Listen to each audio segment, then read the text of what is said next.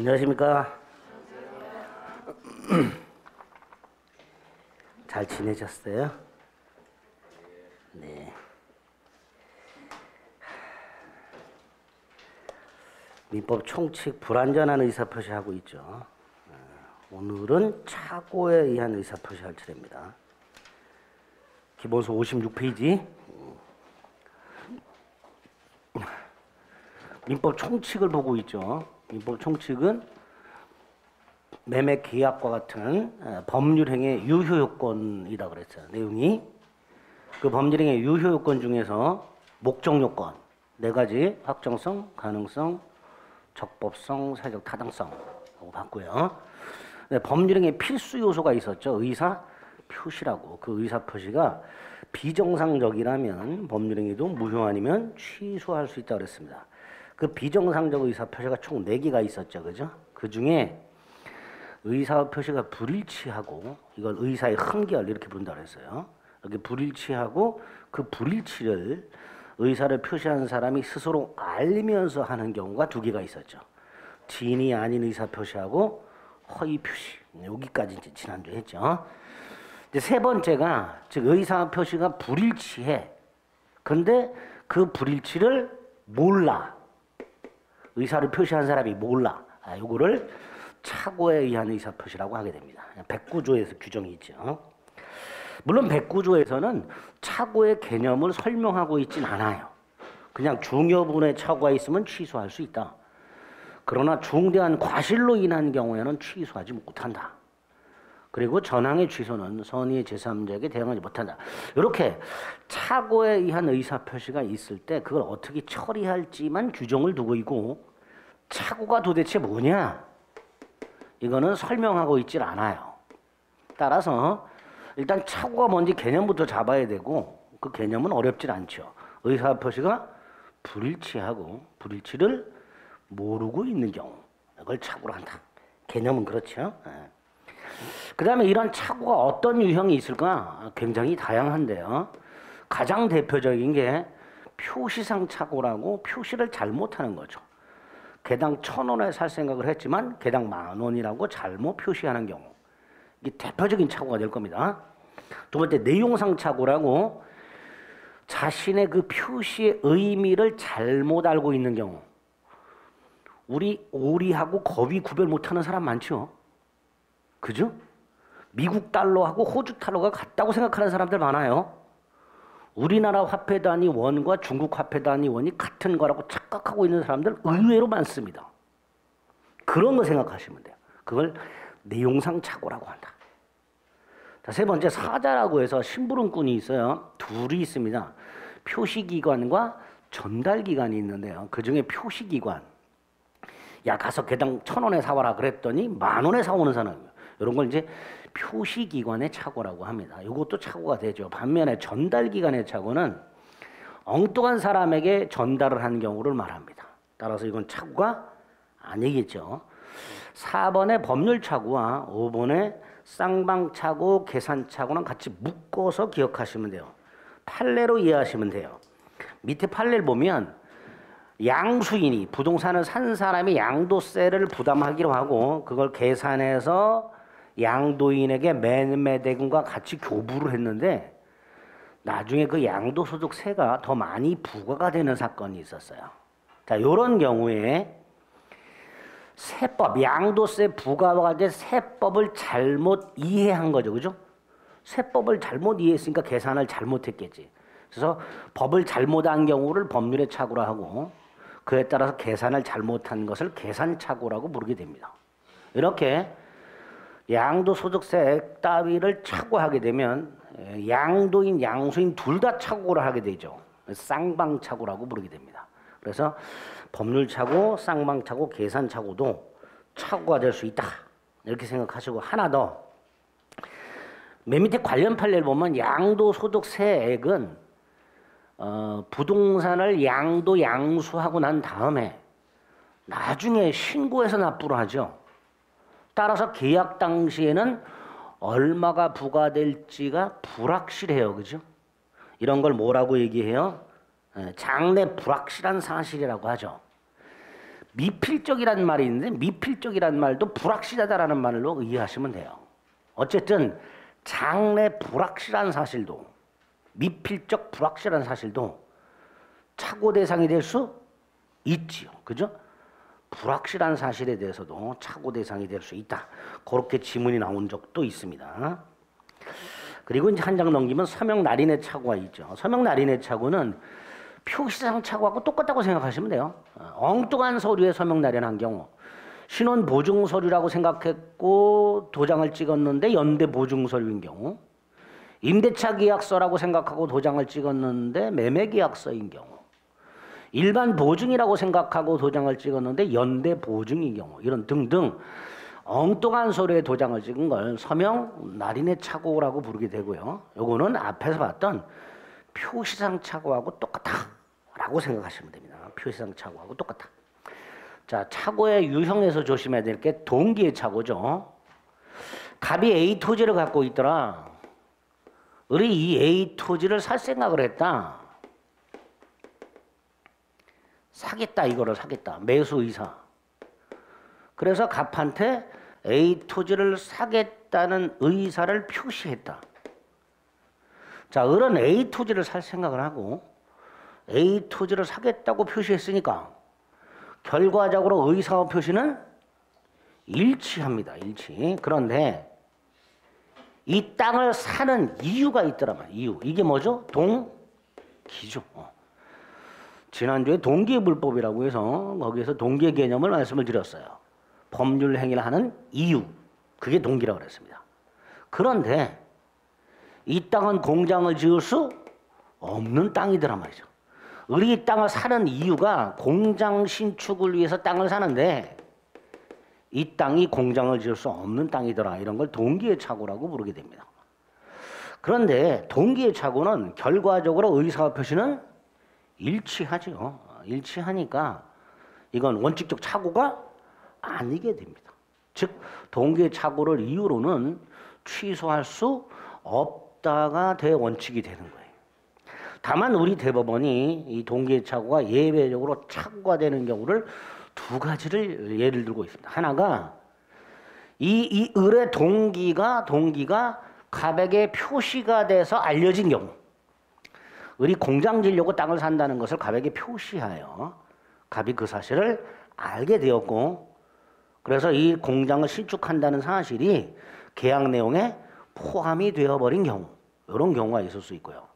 자, 이 경우에는 특히 둘 사이에 공장 지으려고 땅을 산다는 걸 표시해서 이 동기가 이 계약 내용에 포함되기만 하면 착오가 되는 거고, 더 나아가서 갑과 을 사이에 공장 짓기로는 합의까지는 필요가 없다, 이렇게 얘기하죠. 요거 조심하셔야 됩니다. 갑과 을 사이에 을이 공장을 지으려고 땅을 산다는 사실을 갑에게 표시함으로써 그 공장 짓는 것이 계약 내용에 포함이 되기만 하면 충분하고, 더 나아가서 갑과 을 사이에 이 땅에 공장을 짓자라고 합의까지 있을 필요는 없다. 요게 시험에 아주 잘 나오죠.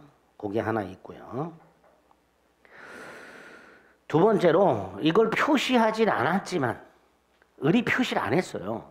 표시했다가는 값이 땅값을 올릴 가능성이 있단 말이에요. 그죠? 아, 이 자식이 공장 지려고 땅이 필요한가 보다 해가지고.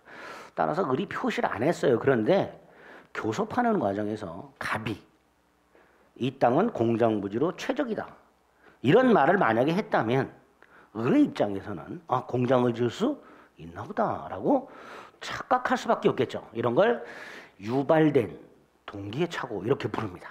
그럼 요것도 착오가 될 수 있다. 이 두 번째 거는 표시되지 않았다 하더라도 유발된 경우에는 착오가 될 수 있다. 그래서 그 예외 두 개, 동기가 상대방에게 표시돼서 알려진 경우, 특히 요거는 합의까지는 필요 없다는 표현하고, 니은 표시되지 않았지만 유발된 경우 착오가 될 수 있다. 이런 것들을 유형해서 기억하시면 됩니다. 자, 세 번째, 이렇게 착오가 됐어요. 그럼 그 효과, 원칙 표시한 대로 그대로 유효하죠. 일단 표시한 대로 그대로 유효한데 취소할 수 있죠. 취소를 해야 무효가 되죠. 그리고 언제부터 무효가 돼요? 처음부터 무효가 됩니다. 취소한 때부터 무효가 아니라 이거 잘 나오죠. 처음부터 무효가 됩니다. 물론 이제 이 내용은 나중에 취소 가서 한꺼번에 볼 겁니다. 다만 이 취소 요건이 있었어요. 착오가 있다 해서 무조건 취소할 수 있는 게 아니라 두 가지 요건이 필요하다. 중요 부분에 착오해야 되고 중대한 과실이 없어야 된다는 거예요. 착오가 중요 부분에 착오해야 되고 착오자에게 중대한 것이 없을 때 두 가지 요건을 충족해야 착오를 이유로 취소할 수 있게 되는데 문제는 백구조에서는 어떤 경우가 중요 부분에 해당하는지 어떤 경우가 중대한 과실인지에 대한 구체적 기준이 없어요. 따라서 당사자 사이에 중요 부분에 착오인지 아닌지 중대한 과실이 있는지 없는지에 다툼이 생겼을 때 우리 대법원이 판결을 해줄 필요가 있단 말이죠. 판결해 주려면 기준을 만들어 놔야 되겠죠. 그 기준. 그게 뭐가 있을까? 자, 4번 착오를 의한 의사표시를 취소하기 위한 요건 양가를 1번 중요분의 착오가 존재해야 되는데 동그라미 1번 그 기준이 뭐냐? 우리 대법원이 제시하는 기준이 총 3가지입니다. 자, 원칙적 기준이 2가지예요. 기억. 주관적 기준이라고 해서 착오자가 그 착오한 사람 입장에서 착오가 없었더라면 그런 의사를 표시하지 않았을 것. 이런 판단이 일단 돼야 돼요. 두 번째, 착오한 사람을 빼내고 일반인을 그 자리에 넣어서 일반인의 입장에서도 착오가 없었더라면 그런 의사를 표시하지 아니하였을 것. 이런 판단이 2가지가 일단 기본적인 기준이 돼요. 다만 여기에다가 우리 대법원 하나를 더 추가하죠. 그게 뭐예요? 경제적 불이익. 착오자가 착오로 인하여 경제적 불이익을 입은 것이 아니라면 중요 부분의 착오라고 할 수는 없다. 이렇게 판결하고 있습니다. 이 경제적 불이익이 마지막이 가장 중요한 기준이라고 보시면 돼요.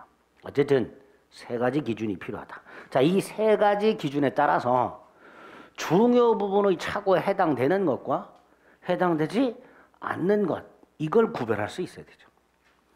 물론 여러분들 나름대로 구별해서는 안 되고 대법원이 구별해 놓은 것들을 여러분들이 암기하실 필요가 있겠습니다. 자, 중요분의 착오에 해당되는 것 중에 가장 대표적인 게 기억, 사람의 동일성 착오.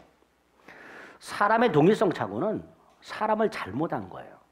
내가 보증을 서는데 채무자가 을이야. 그래서 을 괜찮네 라고 생각하고 을 재산이 많지 보증서도 되겠지. 을을 채무자라고 생각하고 보증을 섰는데 나중에 봤더니 병이야. 이런 걸 사람의 동일성 착오 이렇게 부릅니다. 이것도 중요분의 착오가 될 수 있고요. 다음 페이지 판례가 있죠. 채무자 동일성에 관한 착오라고. 그러니까 사람을 착각한 걸 생각하시면 사람. 갑인 줄 알았는데 을이더라. 을인 줄 알았는데 병이더라. 이런 걸 사람의 동일성 착오 이렇게 부릅니다. 비슷하게 디귿 목적물 동일성 착오. 코너에 있는 A 점포인 줄 알고 샀는데 나중에 갔더니 구석탱이에 있는 B 점포더라. 뭐 이런 거.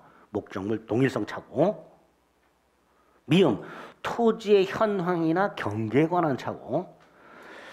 경작을 위해서 땅을 샀어요. 나중에 알고 봤더니 대부분이 하천부지로서 경작이 불가능해. 이런 것들을 토지의 현황, 목적물의 성질에 관한 착오 이렇게 부릅니다. 이런 것들도 중요분의 착오에 해당이 됩니다.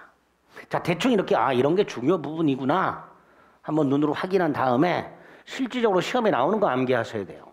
뭐가 있죠? 중요분의 착오가 아닌 거. 그거 암기하셔야 돼요. 오른쪽 위에서 5번째 줄 C. 중요분의 착오에 해당하지 않는 경우 5개가 나와 있습니다. 그죠? 그 중에 적어도 4개. 가나다라는 기억해 주셔야 됩니다. 가, 시가착오. 나, 면적착오, 지분 부족. 공유 지분을 샀는데 내가 생각한 것보다 부족해. 이런 것들. 소유자. 갑인 줄 알고 계약을 했는데 나중에 어때 소유자가 을이야. 소유자 착오. 라. 감료 등기가 없다고 생각하고 보증을 섰는데 나중에 했더니 채무자 부동산 등기부에 감료가 되어 있더라. 여기까지는 중요 부분이 돼요. 그런데 다행히 그 감료 등기가 무효더라. 이런 경우는 중요분의 착오가 아니게 됩니다. 자, 자, 중요분의 차고 아닌 거, 그 네 가지는 반드시 기억을 해 두셔야 돼요.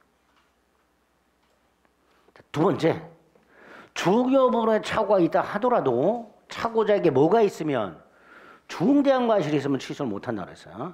첫째 기억할 게 중대한이죠.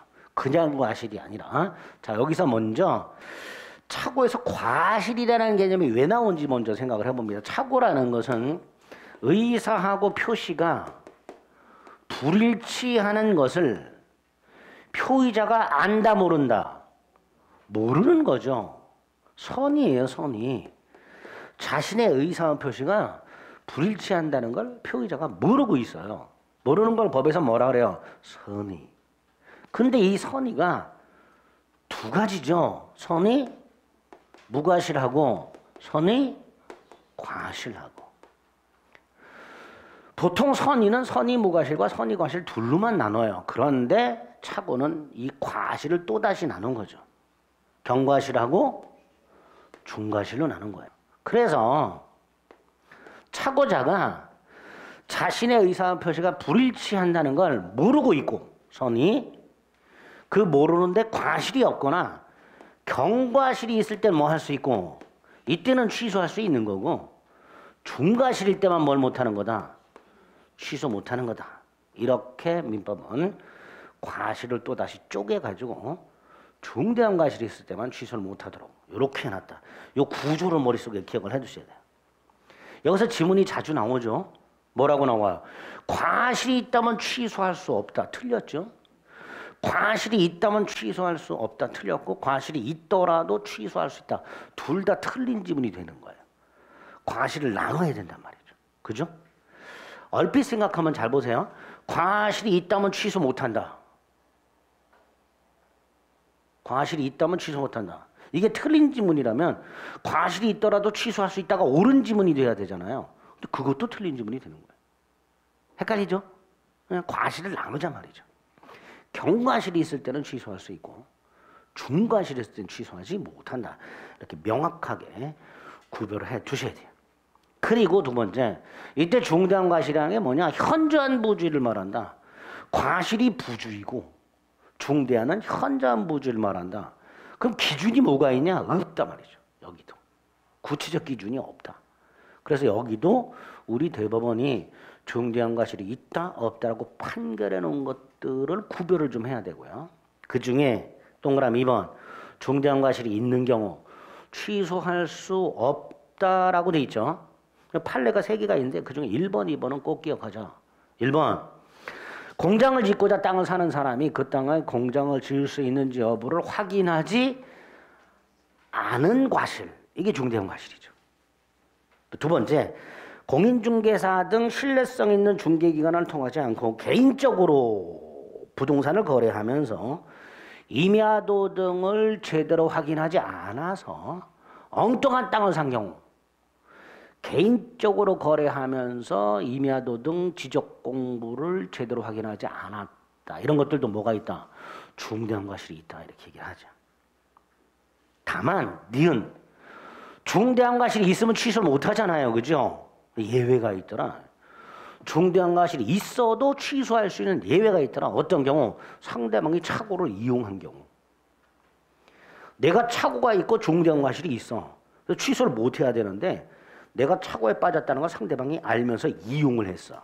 이럴 때는 중대한 과실이 있더라도 취소할 수 있다라는 예외적인 판결이 있더라 말이죠. 그 니은 자주 나오죠 최근에. 반면에 3번 중대한 과실이 없어. 그럼 취소할 수 있죠. 판례가 또 있죠. 다음 페이지. 가짜 청자로 진짜 청자로 착각하고 고가로 매수한 경우. 2번 중개업자의 말을 믿은 경우.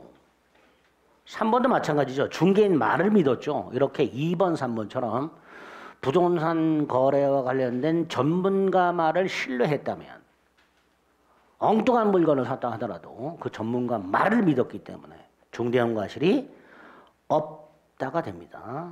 또 4번 면적이 부족하다. 지적도상의 면적과 일치하는지를 측량 등을 통해서 확인해야 될 의무가 만약에 있다면 그걸 확인하지 않으면 중대한 과실이 있다가 될 거예요. 그런데 땅 사는 사람이 항상 측량을 해갖고 면적을 확인하냐 말이죠. 그거 확인하지 않지요. 따라서 이런 걸 제대로 확인하지 않았다 하더라도 중장과실이 없다가 됩니다. 없다가. 다만 그 판례 중에서 특히 2번, 3번 전문가 말을 믿은 경우 이럴 때는 중장과실이 없다 생각하셔야 돼요. 그 다음에 이제 입증 책임이 나오는데 갑과 을 사이에 매매 계약이 있었는데 갑이 착오를 이유로 취소하려고 한다. 반면에 을은 취소를 저지하려고 한다. 둘이 소송이 붙었다. 그럼 소송에서 증명의 문제가 생긴다 그랬죠. 소송에서. 자, 착오에서는 두 가지 요건 중에 중요분의 착오다. 이걸 누가 증명해야 되는가? 우리 대법원 착오자가 증명해라. 계약을 취소하려는 자가, 즉 계약의 효력을 부인하는 자가 중요분의 착오임을 증명해라. 이게 첫 번째 입증 책임이죠. 두 번째, 착오자가 이걸 증명했다면 그 다음 취소를 저지하려는 자가 착오자에게 중대한 과실이 있음을 증명해라. 이렇게 입증 책임을 우리 대법원은 나눠서 분배해서 설명하고 있습니다. 그 입증 책임도 대단히 자주 출제되는 파트입니다. 자, 이렇게 착오를 이유로 하는 취소 요건 살펴봤고요. 적용 범위, 당연히 민법상 의사표시와 관련된 규정은 개인과 개인 사이의 재산적 행위에만 적용이 되는 걸 원칙으로 하죠. 이건 당연한 거고요. 6번.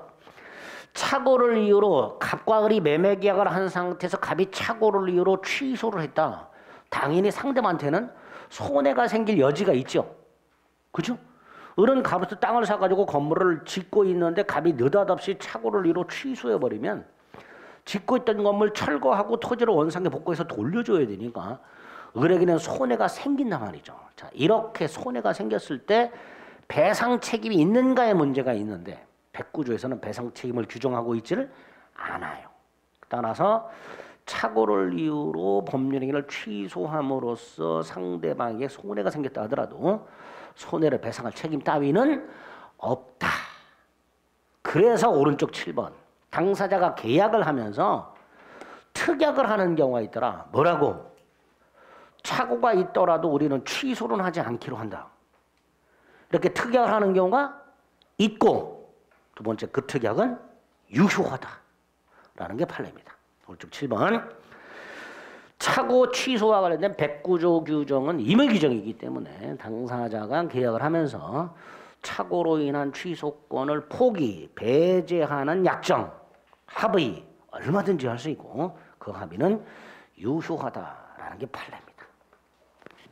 8번, 1번 착오와 사기는 나중에 사기 가서 볼 거고요. 이번 착오와 담보 책임, 이건 어떤 경우냐면 매수인 입장에서 목적물에 하자가 있는데 하자가 없다고 착오하고 매수한 경우. 그럼 이때 매수인은 착오가 있었으니까 착오 취소 가능할 것이고 목적물에 하자가 있었고 하자가 있다는 걸 몰랐기 때문에 하자 담보 책임이라는 걸 물을 수 있게 됩니다.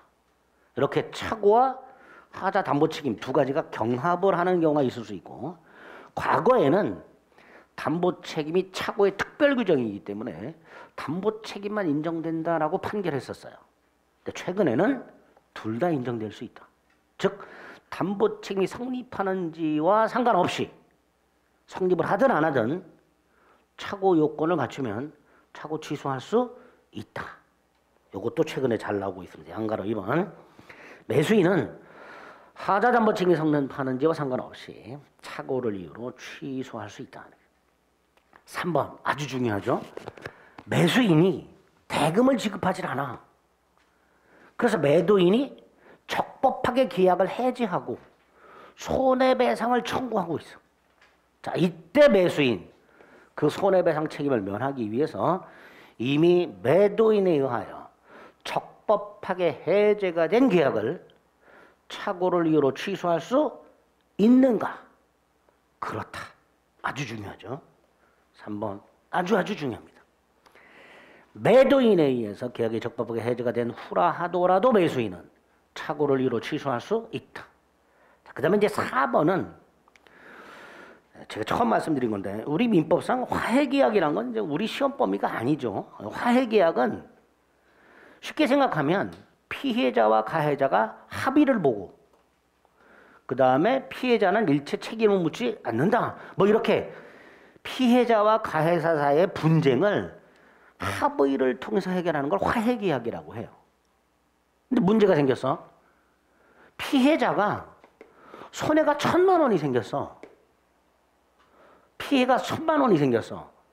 그럼 보통은 1,000만 원을 배상해라. 그럼 합의해 주겠다. 이렇게 해야 되잖아요. 그런데 이 피해자가 손해배상액을 착오해서 100만 원만 받고 합의를 해줬어요. 착오가 있었죠. 그럼 이때 피해자는 자신이 손해액에 착오가 있었다는 걸 이유로 그 화해계약을 취소할 수 있는가? 문제가 생겨요. 그런데 화해계약에는 원칙적으로 착오를 이유로 취소 못한다라는 조문이 아주 쐐기를 받고 있어요. 그러니까 화해계약은 착오를 이유로는 취소를 못합니다. 자, 문제는 예외가 있어요. 거기에 보면 화해 당사자의 자격에 착오가 있거나 화해의 목적인 분쟁 이외의 사항의 착오가 있는 경우에는 착오를 이유로 화해계약을 취소할 수 있다. 이렇게 돼 있죠. 자, 그것만 이해를 좀 잠깐 해보겠습니다. 요건 이제 그 문장 자체만 나와요. 화해계약은 원칙적으로 착오를 이유로 취소할 수 없으나 화해 당사자 자격에 착오가 있거나 분쟁 이외의 상황에 착오가 있을 때는 취소할 수 있다. 이런 식으로 그 조문만 나와요. 조문만. 근데 이제 그 단서를 좀 이해를 할 필요는 있단 말이죠. 먼저 화해 당사자 자격의 착오가 뭘까? 엉뚱한 사람하고 합의 보는 거 생각해 보시면 돼요. 가해자가 합의를 보려고 피해자 사망한 장례식장을 갔어. 갔더니 제일 먼저 달려서 멱살을 잡는 사람이 있어. 누구죠? 오촌당숙. 예? 별로 그 집안일에 관심이 없던 사람이 나타나가지고 네가 여기 왜 오냐고 멱살 잡고 흔드는 놈들이 있단 말이죠. 근데 가해자 입장에서는 저기 구석탱이에 있던 놈이 갑자기 뛰어와가지고 내 멱살을 잡고 네가 여기 왜 오냐고 난리 치니까 아, 이 사람하고 합의 보면 되겠나 보다. 이렇게 착각할 수 있죠. 그래서 오촌당숙 합의를 봤어. 나중에 했더니 그 오촌당숙은 합의할 자격이 없어. 그런 경우. 그게 화해 당사자 자격의 착오 이렇게 됩니다. 또 하나가 분쟁 이외 사항이란 건 다투지 않았던 부분에 착오가 있었던 다투지 않았던 부분. 보통 합의를 볼 때 제일 많이 다투는 게 뭘까요? 뭘 갖고 제일 많이 싸울까요? 예? 액수 갖고 싸우죠. 제일 결정적인 액수잖아요. 1,000만 원 내나 500만 원밖에 못 줘. 제일 많이 싸우는 게 그거예요. 그게 분쟁이에요. 분쟁. 따라서 아까도 말씀드렸듯이 손해액에 착오가 있었어. 이건 착오 취소할 수가 없는 거예요. 분쟁 사항에 착오가 있었으니까.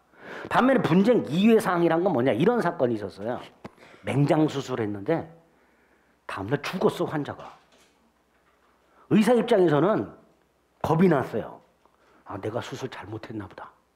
그래서 잘못을 따지지 않고 합의를 봐줬어요. 나중에 갔더니 의사의 잘못은 1도 없고 맹장 수술한 사람이 밤에 몰래 기어나가서 편의점 가서 김밥하고 콜라 사 먹고 죽었어요. 이게 그 유명한 김밥 콜라 사건이에요. 의사 잘못이 있어요, 없어요? 없었죠. 근데 의사는 이거 다퉜어요, 안 다퉜어요? 안 다퉜어요. 그죠? 다투지 않았단 말이에요. 의사가 내가 잘못이 있냐 없냐는 다투지 않은 채 자기에게 잘못이 있다고 착각을 하고 합의를 봤단 말이에요. 나중에 알고 봤더니 잘못이 없었어. 즉 다투지 않았던 부분에 착오가 있었어요. 그럴 때는 화해계약을 취소할 수 있다가 됩니다. 그래서 결론 화해계약은 착오를 이유 취소 못하는 게 원칙이지만 두 가지. 화해 당사자 자격의 착오. 또 하나 분쟁 이외 사항의 착오. 이럴 때는 예외적으로 화해 계약을 취소할 수 있게 됩니다. 물론 맨 밑에 판례. 화해 계약에 사기가 있었어. 이거는 당연히 사기 취소할 수 있지요. 이건 당연히. 합의를 볼 때 가해자가 사기쳤어. 그럼 당연히 그 화해 계약은 착오가 아닌 사기를 이유로 취소하는 건 얼마든지 가능하겠죠. 그죠? 그래서 화해 계약은 착오를 이유로 취소 못한다. 그거 간단히 확인하시면 되겠습니다. 여기까지가 착오예요. 별거 없죠? 라고 생각하고 접근하자. 늘 별거 없다. 특히 중요부분과 중대응가실만 잘 봐주시면 됩니다. 동계착오 이런 거 하고 몇 가지 잘 나오는 지문들 그런 거 확인하시면 돼. 사례 형태로 나오는 경우는 거의 없으니까 지금 체크해드렸던 지문 위주로 있다 없다 그런 거 위주로 정리하시면 됩니다. 자, 이제 비정상적 의사표시 마지막이 나왔어요. 64페이지. 하자 있는 의사표시라고 사기 강박에 한 의사표시가 나왔습니다. 110조 1항, 2항, 3항 세 가지가 있고요. 조문이. 특히 110조 2항에도 제3자가 있고요. 110조 3항에도 제3자가 있습니다. 그죠? 이때 110조 2항의 제3자와 110조 3항의 제3자는 전혀 다른 제3자예요. 그죠? 그래서 앞으로 시험 지문에 제 110조 제2항의 제3자, 110조 제3항의 제3자 요렇게만 나와요. 지문에. 그러니까 110조 2항의 제3자가 누군지 110조 3항의 제3자가 누군지를 알아야 되죠. 그죠? 자, 110조 2항의 제3자는 어떤 놈이에요? 사기치는, 협박하는 제3자예요. 그죠? 반면에 3항의 제3자는 보호되는 제3자예요. 그죠? 일단 그렇게 110조 2항의 제3자와 110조 3항의 제3자가 있다. 이걸 구별을 해놔야 돼요. 그래야 나중에 계약법을 가면 제3자를 위한 계약이라는 게 나와요. 그 제3자를 위한 계약의 그 제3자가 요 110조 2항의 제3자에 해당이 되는가? 110조 3항의 제3자에 해당되는가? 그냥 대단히 어렵습니다. 이해하기가. 그걸 여러분들이 확인할 수 있어요. 미리 체크를 좀 해볼게요. 제3자를 위한 계약이 저기 뒤에 가야 있죠. 우리 교재를 보면 370페이지로 가보세요.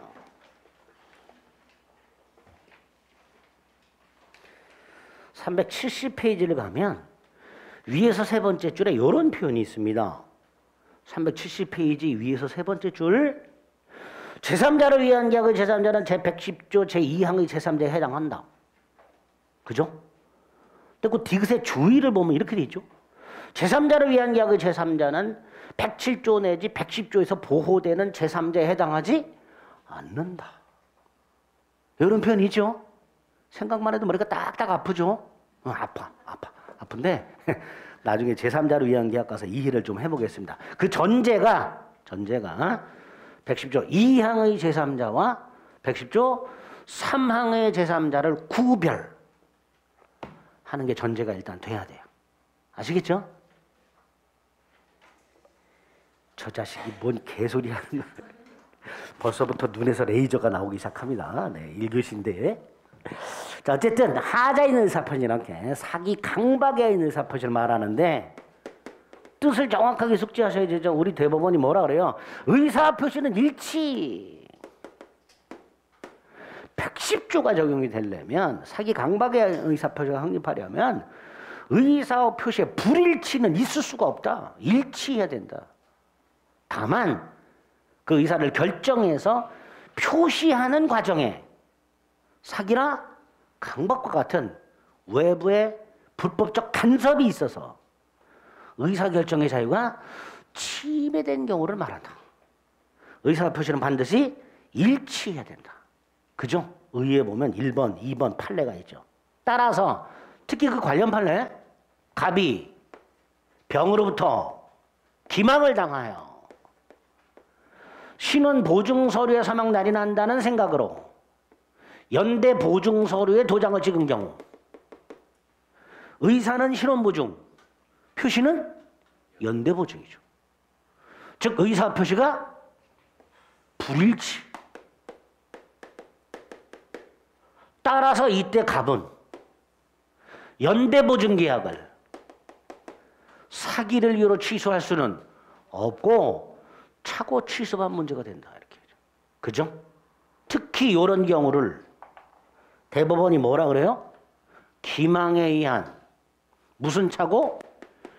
표시상 차고 이렇게 보죠. 이거 서명 날인의 차고잖아요. 그죠? 신원 보증서류에 도장 찍는다고 생각하고 엉뚱한 연대 보증서류에 도장을 찍었으니까 아까 차고 유형에서 봤던 서명 날인의 차고라고 그랬고 서명 날인의 차고는 뭐하고 똑같이 취급하면 된다? 표시상 차고. 합치면 기망에 의한 표시상 차고가 되죠. 그죠? 기망에 의한 표시상 차고니까 차고만 될 뿐 사기를 이유로 취소할 수는 없다. 이렇게 되죠. 아주 중요한 판례 중에 하나입니다. 그 다음, 자, 이런 사기 강박에 의한 의사표시가 성립하기 위한 요건. 일단 살당해야 되죠. 기망이라고도 하죠.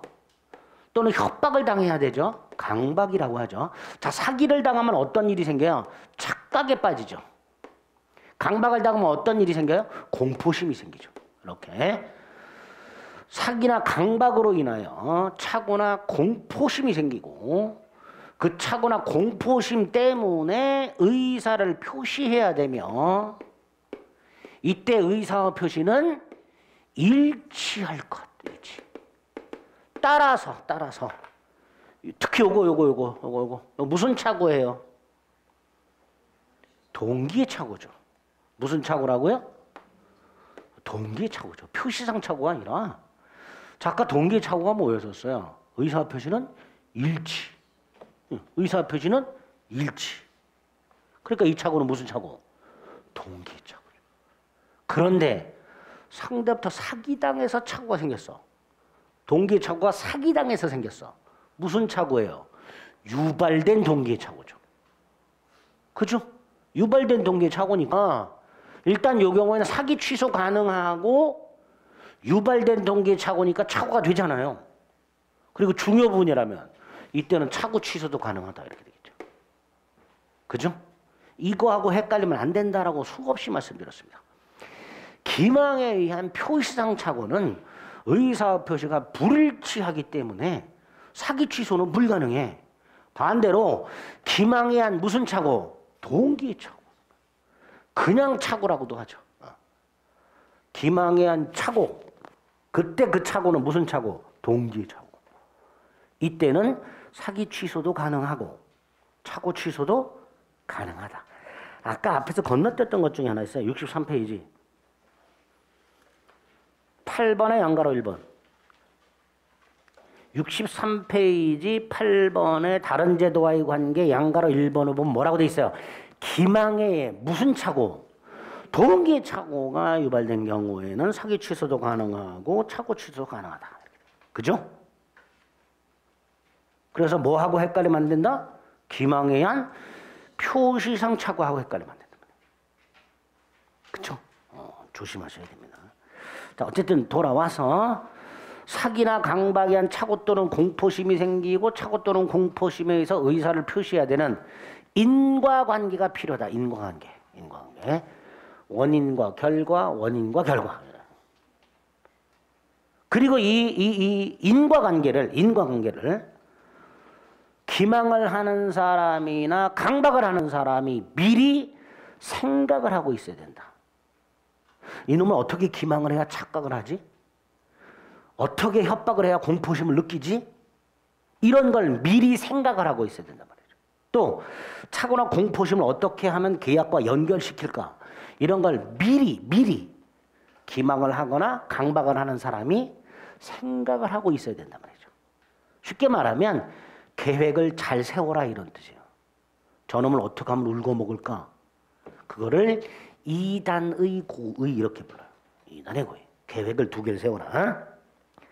그리고 중요한 게 사기랑 강박이 위법해야 되죠. 위법. 요 위법성이 핵심 요건입니다. 사기나 강박이 위법해야 된다. 자, 요건을 이렇게 머릿속에 생각하고 하나하나 봅니다. 64페이지. 사기 강박에 의한 의사표를 성립하기 위한 요건 1번 기망 또는 강박이 존재할 것. 기망은 사람을 속이는 일체 행위죠. 오른쪽 소극적으로 진실한 사실을 숨기는 것. 뭔가를 알려줘야 되는 사람이 말을 하지 않는 것. 뭐라 그래요? 침묵이나 부작위라고 하죠. 그것도 기망이 될 수 있다. 강박은 공포심을 일으키는 일체 행위고, 즉 해악을 고지하는 걸 말하는데, 동그라미 2번. 그 해악이 객관적으로 실현이 가능한가 여부 따위는 묻지 않는다. 이렇게 되죠. 실현 가능 여부를 묻지 않습니다. 자, 강박을 통해서 공포심이 생겨야 되니까 동그라미 3번. 각서에 도장 찍을 것을 강력히 요구했다. 이게 강박이 될 수 있냐? 안 되겠죠. 왜? 공포심을 느끼질 않아요. 그러니까 3번. 각서에 서명 날인할 것을 강력히 요구한 것만으로는 해악의 고지라고 할 수는 없다. 이렇게 되죠. 그 다음에 중요한 게 위법이죠. 자, 나눕니다. 기망의 위법성. 사람을 속이게 위법하다는 판단이 되려면 기준이 뭐냐? 동그라미 1번 신의성실의 원칙. 신의성실의 원칙을 위반할 정도의 기망, 그게 위법이라고 하죠.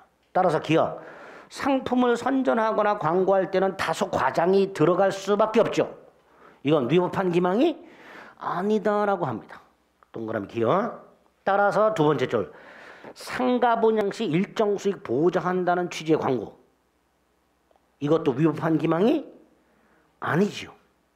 니은 시가를 속이는 거. 이것도 위법한 기망이 아니지요. 그죠? 기억 니은 두 개. 디귿은 보지 마세요. 이건 조금 복잡합니다. 기억 니은 두 개 확인하시고. 동그라미 2번. 고지 의무 있는 자가 고지하지 않은 거. 이것도 뭐가 된다? 위법한 기망이다. 위법한 기망.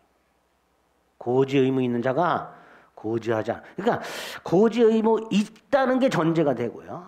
그걸 고지하지 않아야 위법한 기망이 되죠.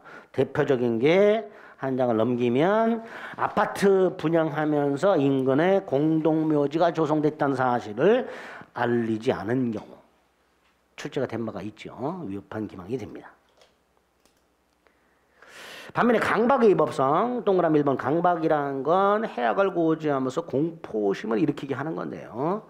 동그라미 2번. 이 강박이 위법하려면요, 둘 중에 하나, 부정한 이익을 취득할 목적이 있거나 수단이 부족당하거나 단순히 피해자가 가해자에게 고소하겠다, 고발하겠다라고 고지함으로써 가해자가 공포심을 느꼈다 하더라도 이건 위법한 강박이 아니다죠. 왜?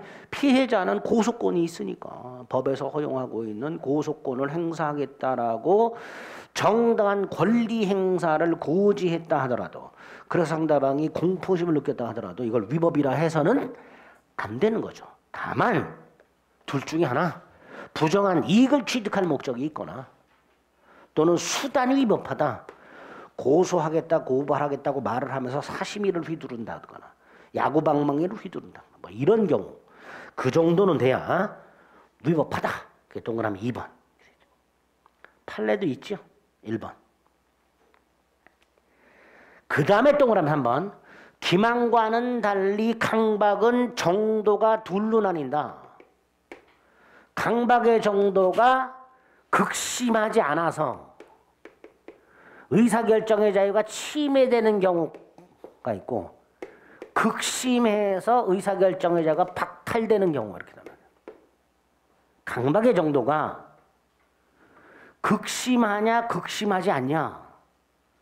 극심하지 않으면 의사결정의 자유가 침해되는 수준에 끝난다. 반면에 극심하면 의사결정의 자유가 박탈이 돼버린다. 이건 마치 의사무능력하고 똑같아진다. 따라서 위에 거는 뭐다? 취소. 밑에 거는 뭐다? 무효. 이렇게 되죠. 특히 밑에 거 취소할 수 있다고 출제가 틀린 점입니다. 강박의 정도가 극심하여 의사결정의 자유가 박탈되는 정도에 이른다면 그때는 취소가 아니라 뭐다? 무효다. 무효다. 인과관계가 있어야 되고 2단의 고의가 있어야 되니까, 특히 2단의 고의와 관해서 오른쪽 세 번째 줄, 과실기망이나 과실강박은 있을 수 없다. 이렇게 되죠. 자, 여기까지가 이제 사기강박에 대한 의사파시가 성립하기 위한 요건이에요. 그 중에 특히 위법성이 아주 중요하니까 이 법 판지 아닌지에 대한 대법원 판례를 꼭 구별해서 기억을 해두셔야 됩니다. 그 다음에 효과를 보면 차고하고 똑같아요. 유효하지만 뭐 할 수 있다? 취소할 수 있다. 취소해야 뭐가 된다? 무효가 된다. 그리고 요 취소와 관련해서 조문이 두 개가 있더라. 110조 1항과 110조 2항. 먼저 110조 1항은 상대방이 없는 의사표시에서 제3자가 사기나 강박을 한 경우. 상대방 없는 의사표시 뭐가 있을까요? 상대방 없는 난독행위, 예를 들어 동산, 소유권 포기 같은 것들, 재단법인 설립행위 같은 것들 상대방이 없잖아요. 그죠? 상대방이 없으니 상대방이 사기 강박한다는 건 있을 수 없고 결과적으로 제3자의 사기 강박만 있을 거예요. 이런 경우하고 상대방 있는 의사표시에서 상대방이 사기나 강박을 한 경우 이럴 때 110조 1항이 적용이 됨으로써 사기나 강박을 당한 사람은 뭐 할 수 있다? 그냥 취소할 수 있다. 이렇게 나죠. 문제가 110조 2항이죠. 110조 2항은 상대방이 있는 의사표시에서 상대방이 아닌 제3자가 사기나 강박을 한 경우냐. 갑이 제3자 병으로부터 기망을 당하여 을과 분양계약을 체결한 경우. 자, 이런 경우에는 갑의 입장에서는 을과의 계약을 그냥 취소할 수가 없고 상대방이 제3자의 사경박 사실을 알았거나 알 수 있었을 경우에 하나요. 갑은 뭐 할 수 있다? 취소할 수 있도록 해놨단 말이죠. 따라서 상대방이 만약에 선의 무과실이라면 갑은 취소할 수 없다. 여기까지 생각을 해주셔야 돼요. 지문을. 상대방이 알았거나 알 수 있었을 경우에 하나요. 취소할 수 있다고 되어 있으니까 반대로 해석을 해서 상대방이 선의 무과실이라면 취소할 수가 없다. 여기까지 기억을 하셔야 되고 또 하나 이 제3자 병이 을의 대리인인 경우에 이건 좀 다르다 그랬죠. 갑이 을과 계약을 하긴 했는데 을의 대리인으로부터 기망을 당했다면 이건 누구하고 똑같다? 을과 똑같다. 갑이 을의 대리인으로부터 사기나 강박을 당했다면 을로부터 사기나 강박을 당한 거하고 똑같다. 따라서 이 경우에는 을이 뭐라 하더라도 선이 무과실이어도 갑은 뭐 할 수 있다? 취소할 수 있다. 이렇게 되겠죠. 이거 조심하셔야 돼요. 110조 2항의 제3자는 상대방과 동일시할 수? 다시 한번 110조 2항의 제3자란 상대방과 동일시할 수 없는 자만을 말한다. 표현을 아니 상대방과 동일시할 수 있는 사람은 110조 2항의 제3자가 아니잖아요. 그러니까 110조 2항의 제3자는 상대방과 동일시할 수 없는 자에 한한다. 이렇게 판결이 나온단 말이죠. 똑같은 말이에요. 똑같은 말인데 말을 어떻게 바꾸냐에 따라서 민법은 개짜증이 난다니까. 상대방의 대리인 등 상대방과 동일시할 수 있는 자는 110조 2항의 제3자에 해당하지 않는다. 반대로 말하면 110조 2항의 제3자란 상대방과 동일시할 수 없는 자를 말한다. 이렇게 되겠죠. 예?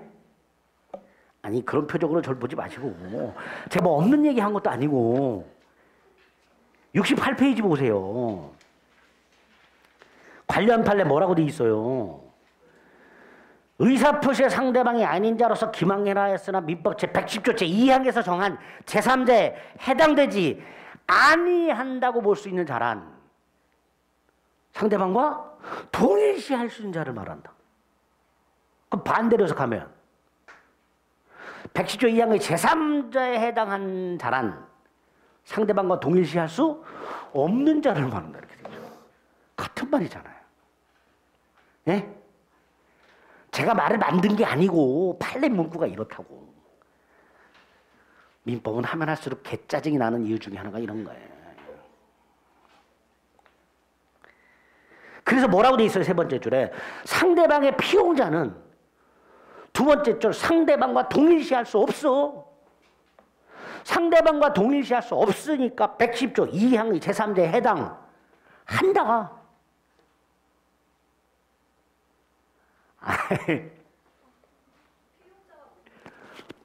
고용된 사람, 직원, 직원. 대리인하고 다르죠. 그러니까 상대방의 대리인으로부터 사기나 강박을 당한 경우하고 상대방의 직원으로부터 사기나 강박을 당한 경우는 다르다 말했어요. 다시 한번 110조 2항의 제3자란 상대방과 동일시할 수 없는 자를 말한다. 그죠? 반대로 110조 2항의 제3자에 해당하지 아니하는 자란 상대방과 동일시할 수 있는 자를 말한다. 몰라, 더 이상 제가 뭐라고 말씀드릴까요? 야, 굳이 그걸 뭐 자꾸 설명을 하냐? 아니, 문제가 판례 문구 그대로 나오니까 헷갈리지 말자 말이지. 네.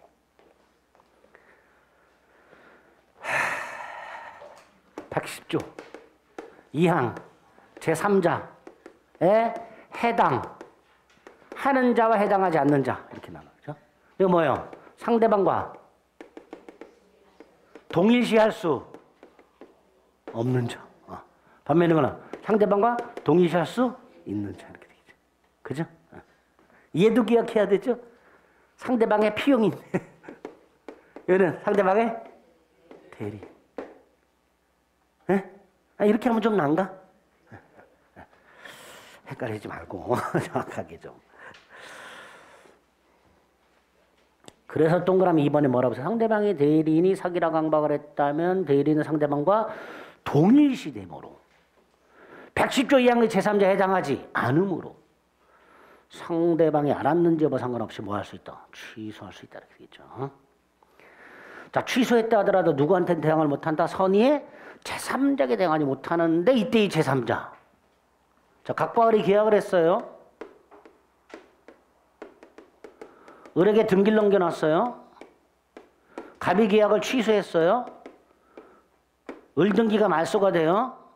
이때 제3자 누구와 거래한 사람이에요? 을과 거래한 사람이죠. 이때 제3자는 두 덩어리가 있을 수 있죠.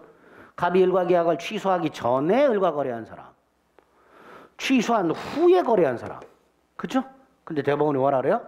취소 전인지 취소 후인지를 묻지 않고 선이라면 보호된다. 이렇게 얘기죠.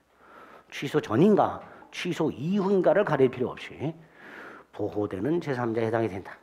즉 취소를 주장하는 갑과 양립할 수 없는 법률을 가진 것이 취소 이전인지 이후인지를 가릴 필요 없이 선이라면 보호된다. 갑이 을과의 계약을 취소하기 전에 을과 거래했든 갑이 을과 계약을 취소한 후 을 등기를 말소하기 전에 을과 거래했든 선이라면 보호된다. 적용 범위 역시 재산상 개인적 법률행위만 적용이 되니까 특히 세 번째 줄 오른쪽 소송행위를 강박을 이유로 취소할 수는 없다. 출제가 된 바가 있고요. 소송행위는 법원을 상대로 하는 공법상 행위잖아요. 그죠? 그러니까 소송행위를 강박을 이유로 취소할 수는 없다. 또 6번 아까 차고 취소권 배제 약정은 유효하다 그랬죠. 반면에 사기 강박을 이유로 하는 취소권을 배제하는 약정은 무효가 됩니다. 사기 강박에 의한 의사표시는 위법성이 들어있기 당사자가 그 위법성을 마음대로 배제할 수는 없기 때문에 강행 규정으로 보게 됩니다. 타 제도와의 경합, 사기 착오 아까 말씀드렸죠.